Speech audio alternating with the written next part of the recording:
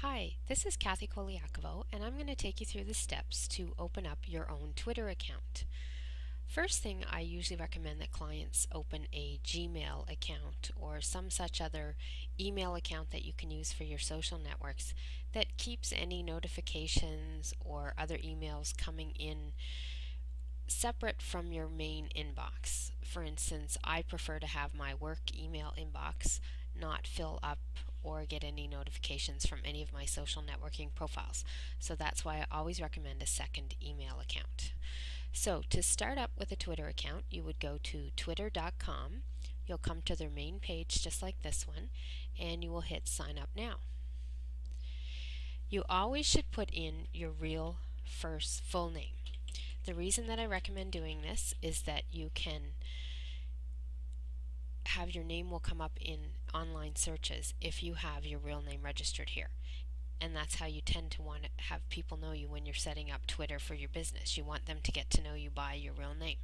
So I would recommend you enter your proper name in this box. Then you want to pick a username. I always suggest picking a unique name, something that's going to easily identify you and something that makes sense for what you're going to use Twitter for. I personally opened mine up in my business name because my last name is very hard to spell. So that's something some people will look at. If you want to use your real name, go ahead and use it there. You only have 15 characters to do this in, so you have to keep it sort of short and sweet. That was another issue with my name. So what I'm going to use for us here today is just a number testing 1627. It's going to let me know that it's an okay username to use. No one else has it. If someone else does have the name you're looking for, you will have to pick something else. And sometimes what people will do to make it just a little bit more unique is put an underline button in the middle. And if your first name and your last name, and that'll help you out. Then you have to pick a password, and it will try to pick one a little harder than I did.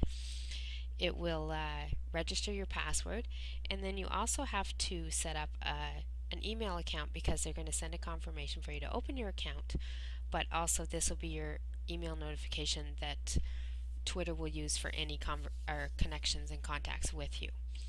So I'm just going to use a Gmail one that I have set up.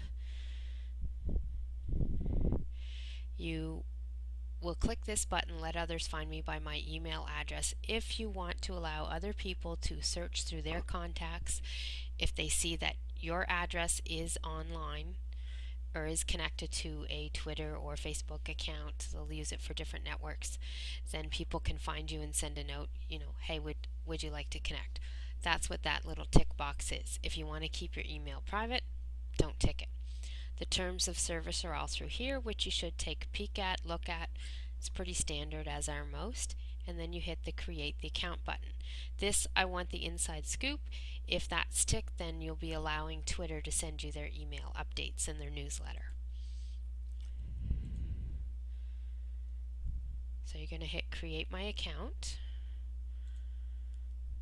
It's going to give you a check and a capture box. I'm not very good at getting these correct all the time. I guess my eyes are getting a little bit old. And then it's going to ask you for suggestions. Do you want to find other people? It will help you make some connections to start you off on Twitter. We're going to skip this part. This would be your email address. It's going to go into your email and find connections. So if you do want to use that as a method of finding your friends online, then I would not recommend using a separate email account. It'll ask you who you're searching for. If you want to find people that are connected to other people online already, you can do this as well. And these are really great tools for starting off and getting you some connections online so you have people to talk to online. Otherwise, once you set up your Twitter account, it will just be you. So the next step is to finish.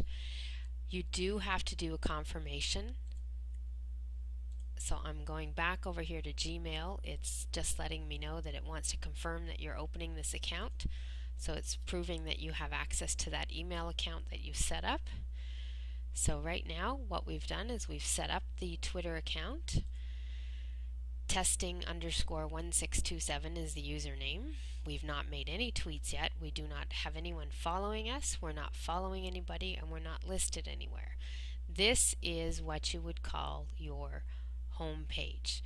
And generally, once you're following people, you'll have more listings of people that are on there and what they've been connected with. What you want to set up next, you'll have to change your profile. This is what your profile looks like when it's filled out, complete, but you would go into the settings button to go in, and you want to pick your correct time zone.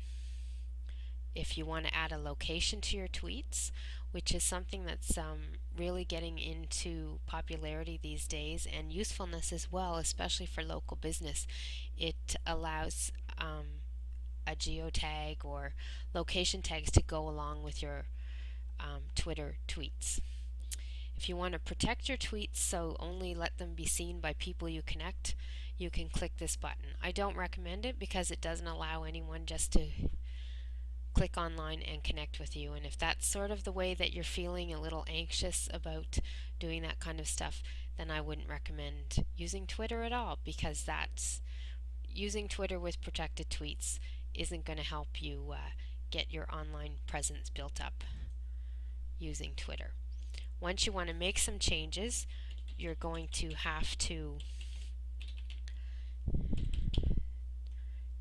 enter your password just to verify that you've got this set up and you're the person who should be making these changes.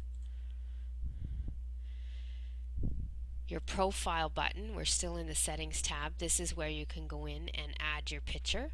I do recommend adding a picture because it allows people to really connect with you a lot more online. I normally recommend using your actual photo, professional as you can get it. And unless you want to, if you're a big recognized franchise, then I would recommend a logo. But generally, if you're going to be out here on Twitter, using Twitter and getting part of your personality online, this is where you would want to add your own personal picture. This is your real name. You want to put in your location as well. And I usually recommend city and state. You can put in your website.